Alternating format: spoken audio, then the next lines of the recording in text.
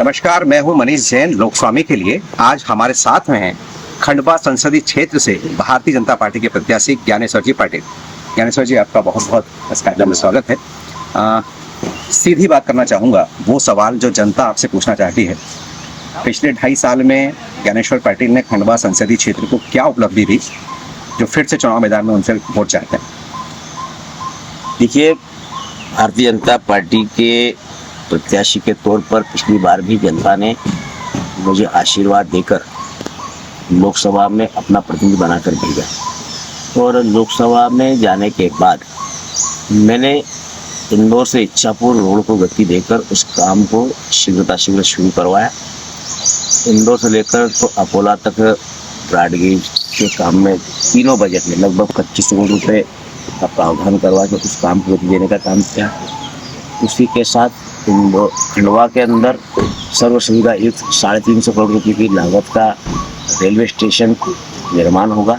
उसके लिए प्रधानमंत्री मोदी जी को मैं धन्यवाद दूंगा। और उसी के साथ साथ हमारे यहाँ पर जो ग्रिड, जहाँ पर बिजली की सप्लाई कम होगी, ग्रिड सुदृढ़ करवाए। मोबाइल के टावर जनजातीय क्षेत्र में मोबाइल नेटवर्क का प्रॉब्लम आने के कारण वहाँ पर करीबन 50 के आसपास मोबाइल के टावर सुदृढ़ हुए। उसके काम शुरू हुए, कुछ के काम शुरू होना है। और इंदौर और भोपाल के बाद पहला पासपोर्ट ऑफिस खंडवा में शुरू हुआ है। 137 करोड़ रुपये की लागत का जल जीवन मिशन के तहत यहाँ पर पानी की पाइपलाइन खंडवा में शुरू करवाई है। दूधी से लेकर तो देजगांव तक के रोड को स्वीकृति दिलाई है। ऐसे अनेक काम मेरे द्वारा किए गए हैं। और इसके साथ साथ मध्य प्रदेश सरकार से भी, आप चाहे झिरना उद्वन सिंचाई की बात करें, झिरना उद्वन सिंचाई मेरे उपचुनाव के अंदर ही हमारे तत्कालीन मुख्यमंत्री माननीय शिवराज सिंह चौहान जी ने घोषणा की थी। झिरना हो चाहे खंडवा उद्वन सिंचाई हो या देवास जिले की हाटपिपलिया उद्वन सिंचाई, उसमें अधिकतर हिस्सा जो है कि मेरी बागपत विधानसभा का आता है।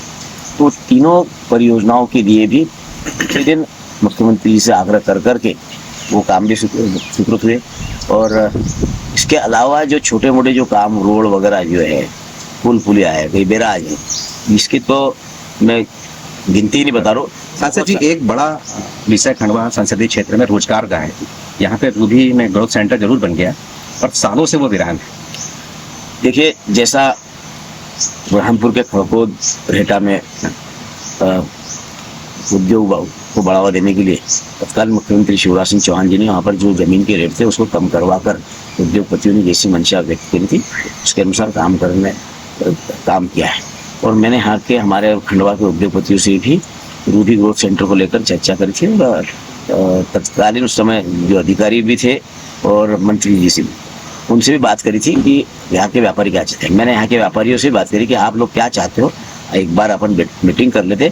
जो जो सुविधाएं आपको यहाँ रूधी ग्रोथ सेंटर के लिए चाहिए, सरकार की तरफ से जो फैसिलिटी चाहिए, सरकार आपके साथ में है। अब इसके बाद में जो है निश्चित रूप से उस काम के पीछे लगकर मेरा भी संकल्प है कि आने वाले 5 साल हमारे इस संसदीय क्षेत्र में कृषि आधारित उद्योगों को बढ़ावा देने के साथ साथ मैन्युफैक्चरिंग जितनी होगी उतना यहाँ के युवाओं को रोजगार मिलेगा।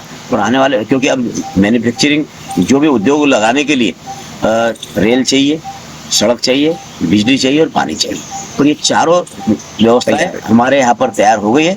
अब पिच पूरी तरह से तैयार है, अब खिलाड़ियों की आवश्यकता है।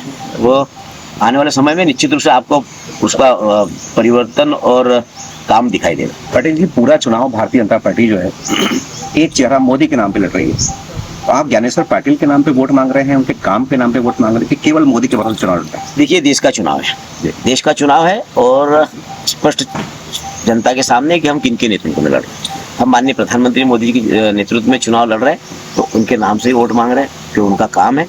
और जनता का विश्वास, जनता मोदी जी की गारंटी है। पिछले कुछ दिनों में देखना कि कांग्रेस में बहुत भगदड़ मची हुई है। आप बहुत तेजी से दरवाजे खोले हैं, जिसको चाहे कांग्रेस में छोड़कर भाजपा में ला रहे हैं। इसके पीछे कोई दबाव है या क्या है? कोई दबाव नहीं है।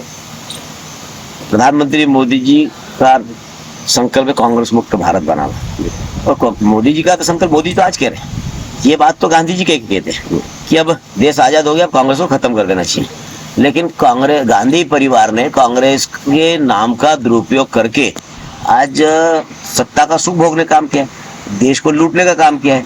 तो इसलिए कांग्रेस का खत्म होना आवश्यक है। तो ये अभियान चल रहा है कि जो जो राष्ट्र हित में, देश हित के विचारधारा से जो जुड़ना चाहता है, उसके लिए भारतीय जनता पार्टी के दरवाजे खुले हैं। और हम तो आज भी कह रहे हैं कि जिसको आना है आज भी हमारे आ जाए।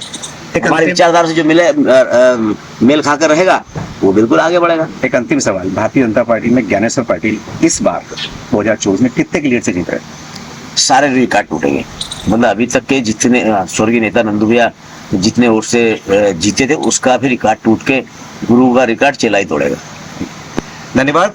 ये थे ज्ञानेश्वर पाटिल, जिनका कहना है कि इस लोकसभा चुनाव में सारे रिकॉर्ड टूटेंगे और गुरु का रिकॉर्ड चेला तोड़ेगा।